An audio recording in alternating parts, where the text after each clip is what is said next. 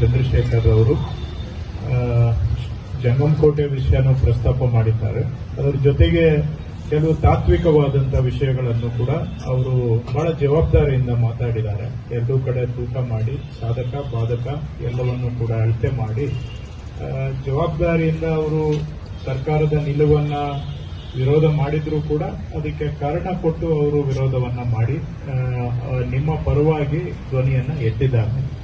ಈಗ ಅಧಿವೇಶನ ನಡೀತಾ ಇದೆ. ಅಧಿವೇಶನದಲ್ಲಿ ನಾನು ಅಲ್ಲೇ ಇದ್ದೆ. ಈಗ ಸೆಷನ್ ನಡೀತಾ ಇದೆ. ಈಗಲೂ ಕೂಡ ಅಸೆಂಬ್ಲಿ ಕೌನ್ಸಿಲ್ ಎಲ್ಲರೂ ನಡೀತಾ ಇದೆ. ಅಲ್ಲಿ ಮುಖ್ಯಮಂತ್ರಿಗಳು ಕರೆದು ಈ ರೀತಿ ರೈತರು ಅಲ್ಲಿ ಪ್ರತಿಭಟನೆ ಮಾಡ್ತಾ ಇದ್ದಾರೆ, ನನ್ನ ಪರವಾಗಿ ಹೋಗಿ ಈ ರೈತರ ಮನವಿಯನ್ನು ಸ್ವೀಕಾರ ಮಾಡಿ ತೆಗೆದುಕೊಂಡು ಬಾ, ಆಮೇಲೆ ನಾನು ಚರ್ಚೆ ಮಾಡ್ತೇನೆ ಅದನ್ನು ಏನು ಇಶ್ಯೂ ಅಂತ ಮುಖ್ಯಮಂತ್ರಿಗಳು ಸೂಚನೆ ಕೊಟ್ಟಿದ್ದರಿಂದ ಅವ್ರ ಪರವಾಗಿ ನಾನು ಇಲ್ಲಿ ಬಂದು ನಿಮ್ಮ ಮನವಿಯನ್ನ ಸ್ವೀಕಾರ ಮಾಡಿದ್ದೇನೆ.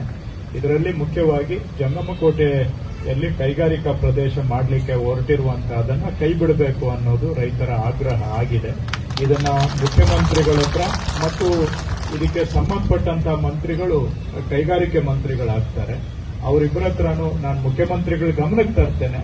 ಮುಖ್ಯಮಂತ್ರಿಗಳು ಕೂಡ ಕೈಗಾರಿಕಾ ಮಂತ್ರಿಗಳನ್ನ ಕರೆಸಿ ಅವ್ರ ಹತ್ರ ಮಾತಾಡೋಣ. ಆಮೇಲೆ ಸದ್ಯಕ್ಕೆ ಹೋಗಿ ನನ್ನ ಪರವಾಗಿ ಸರ್ಕಾರದ ಪರವಾಗಿ ಮನವಿಯನ್ನ ಸ್ವೀಕಾರ ಮಾಡಿ ಬಾ ಅಂತ ಹೇಳಿ ಕಳಿಸಿದ್ದಾರೆ. ಅವ್ರ ಪರವಾಗಿ ಬಂದಿದ್ದೇನೆ. ನಿಮ್ಮ ಮನವಿಯನ್ನ ಗೌರವದಿಂದ ಸ್ವೀಕಾರ ಮಾಡಿದ್ದೇನೆ.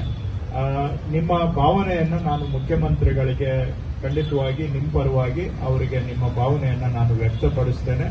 ಮುಂದೆ ಮುಖ್ಯಮಂತ್ರಿಗಳು ಅವರ ಹಂತದಲ್ಲಿ ಚರ್ಚೆ ಮಾಡಿ ಇದ್ರ ಬಗ್ಗೆ ಏನ್ ಮಾಡಬೇಕು, ಏನ್ ಮಾಡಕ್ಕಾಗುತ್ತೆ, ಏನ್ ಮಾಡಕ್ಕಾಗೋದಿಲ್ಲ, ಈ ವಿಷಯಗಳನ್ನ ಮಾನ್ಯ ಮುಖ್ಯಮಂತ್ರಿಗಳು ತೀರ್ಮಾನ ಮಾಡ್ತಾರೆ.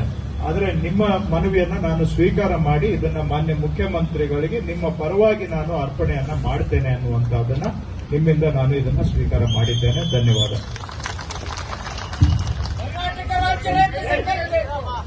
ಮಾನ್ಯ ಸಚಿವರನ್ನ